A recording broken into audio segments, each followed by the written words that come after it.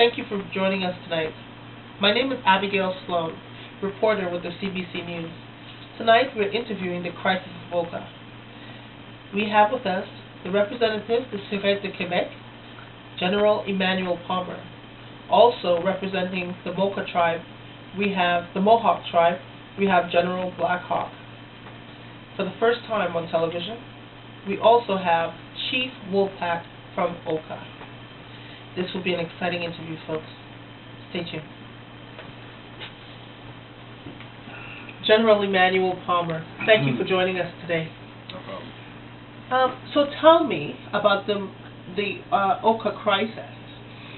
The crisis in Oka was between Oka and the Mohawk community of Kanastaki. The Mohawk tribe was fighting for the tribal grounds and the sacred grove of pine trees near Kanastaki, and became a bigger conflict because Oka was planning on expanding the area of the golf course onto their land. It's interesting. Now, when did the actual battle between Oka and the Mohawk community begin? The actual battle began on June 11, 1990, when the Surete de Quebec intervened in the criminal activity that had been taking place around the barricade.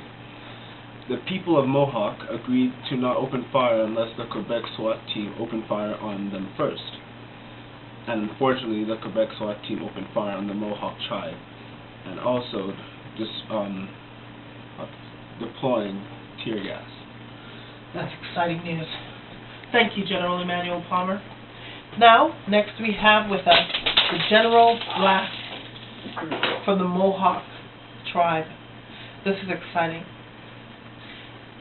The Oka Crisis has caused a big stir in our communities.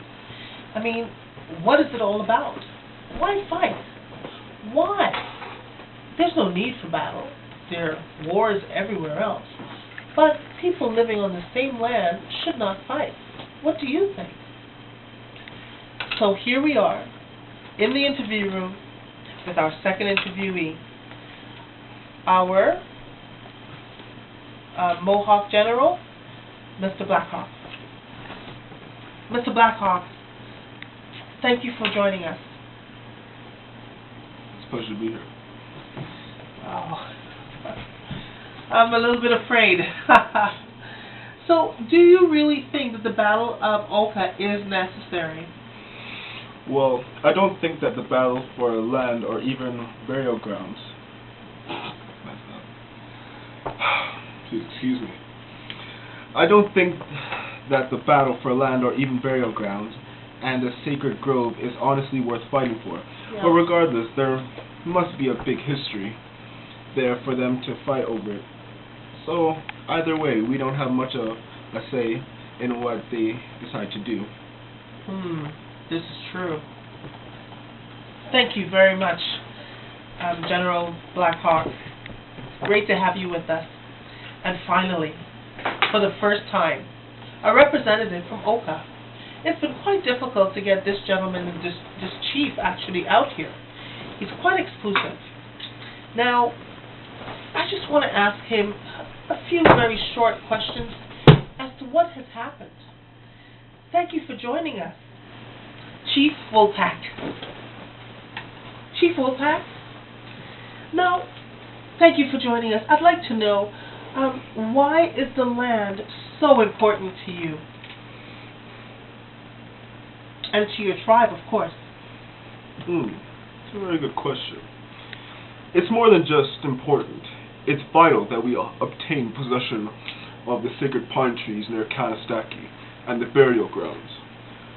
The Oak have the belief that when we die, we should be buried in the burial grounds. Yes.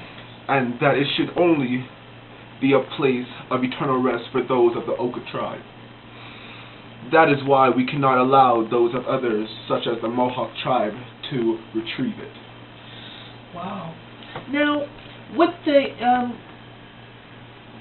general from Oka tribe, what is it that's so important with the land, and why not just share the land, if anything? We cannot share our land because we believe that our ancestors have participated in many teachings. So this is sacred burial ground then?